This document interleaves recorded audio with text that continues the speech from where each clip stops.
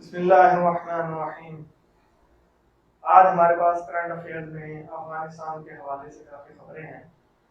اصل میں ہم تبصرہ وہ کرتے ہیں جو دوسرا میڈیا تبصرہ نہیں کرتا۔ اس کی وجہ یہ ہے کہ تاکہ مسلمانوں کو صحیح جو تصویر کا دوسرا رخ ہے وہ بھی سمجھ میں آ جائے۔ اب جو ہے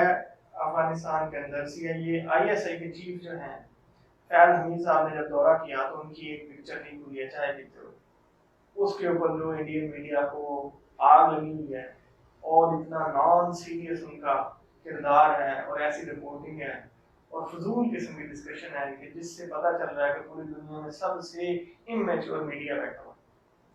اب وہاں پہ ہوا کیا ہے کہ افغانستان کی طالبان حکومت کے آنے کے بعد دنیا کی 3 سپر آرگنائزیشن جو ہیں یا آپ یوں سمجھے سب سے پاورفل جو لوگ ہیں دنیا کے 3 نے وزٹ کیا۔ پہلا CIA کے چیف نے، دوسرا UN کے جنرل سیکرٹری نے، تیسرا جو ہے وہ ISI کے جو ہے فیض حمید صاحب۔ یہ دنیا کے یوں سمجھے پاورفل لوگ ہیں، ایک بندہ نہیں ہے، یہ پیچھے پوری آرگنائزیشن ہے اور یہ موسٹ پاورفل لوگ ہیں کہ جنہوں نے وہاں کا وزٹ کیا۔ لیکن انڈین میڈیا کو صرف ایک ہی چیز کی تکلیف ہے کہ وہ ISI کے سربراہ کیوں گیا۔ انہوں نے UN کے بارے میں ڈسکشن نہیں کی کہ ان کا جنرل سیکرٹری کیا کرنے گیا، انہوں نے CIA سے نہیں پوچھا، امریکہ سے نہیں پوچھا، آپ کا CIA کا جو ہے وہ چیف وہاں پہ ان کے ساتھ کیا کرنے گیا۔ لیکن جو سب سے زیادہ تکلیف ہے وہ ISI کی۔ اب میرے حساب سے اس کے ساتھ 2 نقصان ہوئے ہیں۔ پہلی بات تو یہ کہ جو ایجنسیز کے جو لوگ ہوتے ہیں اور خاص طور پہ اتنے ہائی لیول کے جو چیف ہوتے ہیں ان کے دورے اور ان کی پکچر لیک ہونا، یہ میرے حساب سے ایک بڑا ہول ہے، ایک گیپ ہے، یہ نہیں ہونا چاہیے۔ یہ ان کی پالیسی اور ان کے اپنے کام کے بالکل اگینسٹ ایک چیز ہے۔ پہلی بات تو یہ کہ یہ جو تصویر لیک ہوئی ہے یہ نہیں ہونی چاہیے۔ میری اپنی انڈرسٹینڈنگ کے مطابق اور جو ایکسپرٹس ہیں دوسرے جو ان ایجنسیوں کے کام کو سمجھتے ہیں وہ یہ سمجھتے ہیں کہ ان کی تصویر لیک نہیں ہونی چاہیے تھی۔ یہ کس طرح لیک ہوئی ہے اس کے اوپر ان کو تھوڑا سا ایکشن بھی لینا چاہیے اور سوچنا چاہیے۔ دوسرا نقصان یہ ہوا کہ پاکستان میں جس وقت 9/11 کا اٹیک ہوا امریکہ میں اور اس کے بعد امریکن نے نیٹو فورسز کے ساتھ افغانستان پہ حملہ کرنے کے لیے چڑھائی کر دی افغانستان کے اوپر، تو سب سے زیادہ آپریشن پاکستان نے کیے۔ آپ اس میں لال مسجد کو دیکھ لیں، آپ اس میں شمالی بلوچستان کو دیکھ لیں، IDP اکٹھے ہوئے ہیں ان کو دیکھ لیں، پرویز مشرف کی کتاب اس نے لکھی ہے، وہ جناب کتنے لوگوں کو گرفتار کر کر کے امریکن کے حوالے کیا۔ اس کے بعد جو سوات کے آپریشن دیکھ لیں، سب سے زیادہ جو آپریشن ہوئے ہیں اور سب سے زیادہ جو مجاہدین کو یا جہاد یا القاعدہ یا داعش یا طالبان کے نام پر جتنا آپریشن پاکستان نے کیا کسی نے نہیں کیا۔ لیکن اس وقت میڈیا کبھی نہیں بولا، خاص طور پہ انڈیا کے میڈیا نے کبھی نہیں کہا کہ یہ دیکھیں کتنا ساتھ دے رہے ہیں اور نیٹو فورسز کے ساتھ ہے پاکستان، اس نے دنیا کے امن کے لیے اور دنیا کے جو بھی جس طرح دنیا جا رہی ہے پاکستان کتنا اچھا کردار ادا کر رہا ہے۔ تو اس وقت نہیں بولا۔ آج ایک صرف دورے کے اوپر وہ جو ہے وہ سارا کا سارا پاکستان کی جتنی بھی ایفرٹس تھی یا جو بھی آپریشن تھے وہ سارے کے سارے زیرو کر دیے ہیں، اور یہ ایک چائے کے کپ نے یہ شو کرا دیا کہ یہ طالبان جو ہیں یہ ISI کی وجہ سے جیتے ہیں۔ حالانکہ قربانیاں ساری کی ساری 20 سال انہوں نے دیے۔ یہاں تو سب کچھ آپریشن الگ سے چل رہے تھے پاکستان کے، تو ان کی قربانیاں تھی۔ انہوں نے ایک اعلان بھی کر دیا کہ ہمارے کسی عمل سے پاکستان کو بینیفٹ نہیں ہوا کہ جس سے یہ سمجھا جائے کہ انہوں نے ہمیں سپورٹ کیا۔ بہرحال یہ ایک گیپ ہے کہ صرف پاکستان کو ڈسکس نہ کیا جائے، CIA کو بھی کیا جائے، UN والوں کو بھی کیا جائے کہ انہوں نے کیوں وزٹ کیا۔ دوسری بات جو ہے وہ بڑی امپورٹنٹ ہے، وہ یہ کہ IMF نے اور ورلڈ بینک نے جتنی فنڈنگ تھی افغانستان کی وہ روک دی ہے۔ یہ فنڈنگ کیوں روکتے ہیں؟ سب سے پہلے یہ سمجھیں کہ یہ لوگ، یہ جو ادارے ہیں IMF اور ورلڈ بینک، یہ غریب ممالک کو قرض اس لیے دیتے ہیں، ان کا مین پرپز جو ہوتا ہے، جو پرائمری ایم ہے ان کا، وہ یہ ہے کہ ان لوگوں کو قرض کے نیچے دبا کے پھر اپنی منمانیاں کی جائیں۔ آپ پاکستان میں کسی بھی ملک میں دیکھیں، جب IMF ان کو قرض دیتا ہے، پیسہ دیتا ہے، تو اپنی ٹرمز اینڈ کنڈیشن ڈکلیئر کرا کے پیسہ دیتا ہے۔ تو اس کا مطلب یہ ہے کہ ان کی پالیسیاں امپلیمنٹ ہوتی ہیں،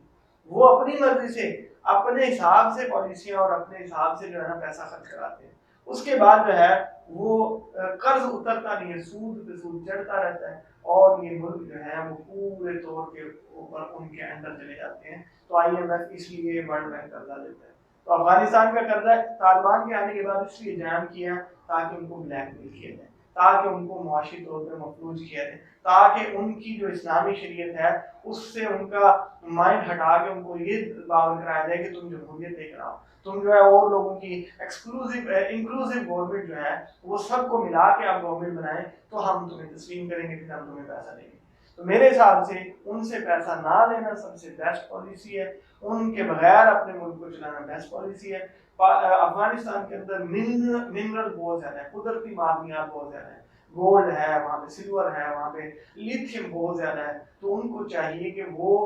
دوسرے ملکوں سے صرف اس کی جو پروڈکشن کا ایگریمنٹ کیا جائے تو اس سے وہ ملین اور ٹریلین کما لیں گے۔ اتنا زیادہ میٹیریل اور اتنا زیادہ نیچرل ریسورسز کسی کے پاس نہیں ہے جو افغانستان کے پاس ہے، اور ان کے پاس جو اب بھی یہ نیٹو فورسز جو اسلحہ چھوڑ دی گئی ہیں، ویپن چھوڑ دی گئی ہیں، ہیلی کاپٹرز ہیں، اور دوسرا جتنا آرمی اکوپمنٹس ہے وہ سارا کا سارا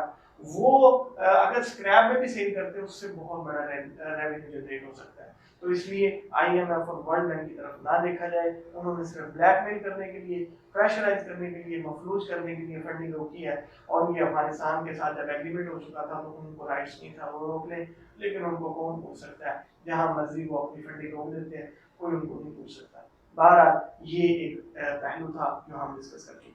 اگلی جو بات ہے وہ طالبان نے عبوری حکومت کا اعلان کر دی ہے، وہ ٹیمپریری حکومت ہے، اور اس کے اندر ایک جو مین چیز ہے وہ یہ کہ ان کے جتنے 80% جو منسٹرز انہوں نے ڈکلیئر کیے ہیں وہ سارے کے سارے امریکن کو وانٹڈ ہیں، ان کی ہٹ لسٹ پہ ہے، کسی کے اوپر $1 کروڑ کا انعام ہے، کسی کے اوپر $50 لاکھ کا انعام ہے، اور وہ وانٹڈ ہے، کوئی یو این کی اس کی لسٹ میں ہے، کوئی برطانیہ کی لسٹ میں ہے۔ انہوں نے یہ اس لیے لگائے تھے کہ دہشت گرد ہیں، ان کو مارنا ہے، یہ دنیا کے لیے خطرہ ہے۔ جب امریکن نے ایگریمنٹ طالبان کے ساتھ سائن کیا تب بھی تو انہی وانٹڈ لوگوں کے ساتھ کیا تھا، یہی لوگ اریسٹ تھے، یہی لوگ گوانتانامو میں تھے، کوئی جو ہے ملا عبدالسلام ضعیف وہ گوانتانامو میں تھا، ملا عبدالغنی پاکستان میں 8 سال قید رہے، اسی طرح یہ جو ہے سراج الدین حقانی یہ وانٹڈ ہے۔ تو اب ان کے ساتھ ایگریمنٹ کیوں کیا تھا؟ جب آپ نے ایگریمنٹ کیا، طالبان نے کیا کیا، انہوں نے اپنا حلیہ بھی چینج نہیں کیا، اپنا مطالبہ بھی چینج نہیں کیا، اسلام کا نام نہیں چھوڑا انہوں نے، تو اب وہ حکومت بنانے جا رہے ہیں، تو انہوں نے جو منسٹر 80% ڈکلیئر کیے وہی لوگ کیے جو امریکن کو وانٹڈ ہیں۔ اس سے ایک بات ذہن میں رکھیں کہ ایمان والوں کو اللہ پر بھروسہ ہوتا ہے۔ 20 سال جب وہ سروائیو کر چکے ہیں، 20 سال دنیا کے سامنے کھڑے رہے ہیں، اور انہوں نے فتح لے لیا، ساری دنیا کی نیٹو فورسز کو بھگا دیا ہے، تو اب ان کے لیے وہ وانٹڈ نہیں ہے، ان کے لیے وہ بڑے قابل احترام لوگ ہیں، انہوں نے بڑی قربانیاں دی ہیں، ان لوگوں نے اپنی قوم کے لیے، اپنے ملک کے لیے، اپنی آزادی کے لیے بہت جنگیں لڑی ہیں، 20 سال وہ کھڑے رہے ہیں پوری دنیا کے سامنے۔ اب ان کے منسٹر ہیں، یو این کو اور امریکن کو چاہیے کہ وہ ان کی لسٹ سے ان کو نکالیں، اور وہ دہشت گرد نہ کہا جائے ان کو، کیونکہ وہ منسٹر ہیں، آفیشیل گورنمنٹ ہے۔ اب اگلا جو پوائنٹ ہے وہ یہ کہ افغانستان کے اندر یہ جو انوائرمنٹ ہے، جیسے رشیا ہے، جیسے چائنا ہے، جیسے انڈیا ہے، انڈیا جس طرح سے ان کا میڈیا باتیں کرتا ہے، جو امیچورٹی دکھاتا ہے، جس طرح کی وہ ورڈنگ استعمال کرتا ہے، آپ انڈیا کی نیوز دیکھ لیں، اس نے ہر افغانی منسٹر کے ساتھ یہ لکھا ہے کہ آتنکوادی سراج الدین حقانی، آتنکوادی جناب مولانا محمد یعقوب، آتنکوادی آتنکی وہ دہشت گرد کو کہتے ہیں، دہشت گرد فلاں، دہشت گرد فلاں۔ پہلی بات یہ کہ جس گورنمنٹ کو نیٹو فورسز نے اور پوری دنیا نے ان کے ساتھ ایگریمنٹ ایکسپٹ کیا ہے، آپ کو یا کسی بھی ملک کو یہ زیب نہیں دیتا آپ ان کو دہشت گرد ہیں۔ اگر وہ دہشت گرد ہوتے تو امریکہ ان کے ساتھ نیٹو فورسز سائن نہ کرتی، اگر سائن کر چکا ہے اس کا مطلب ان کی لیگل اتھارٹی ہے، اس کا مطلب ان کے ایکسپٹنس ہے پوری دنیا کے اندر، اور امریکن نے ان کو ہینڈ اوور کیا ہے، ان سے مطالبات کر کے، ان سے اجازت لے کے، ان کے ساتھ ایگزٹ پلان بنا کے نکلا ہے، تو اس لیے دوسرے لوگوں کو زیب نہیں دیتا کہ آپ ان کو دہشت گرد ہیں۔ اور جب گورنمنٹ بن جاتی ہے کسی بھی ملک کے اندر، پاکستان ہے، انڈیا ہے، جتنے مرضی خطرناک لوگ انڈیا میں منسٹر بیٹھ جائیں، دوسرے ملک کو یہ نہیں چاہیے کہ ہم ان کو دہشت گرد کہیں اور ان کا میڈیا دہشت گرد کہیں،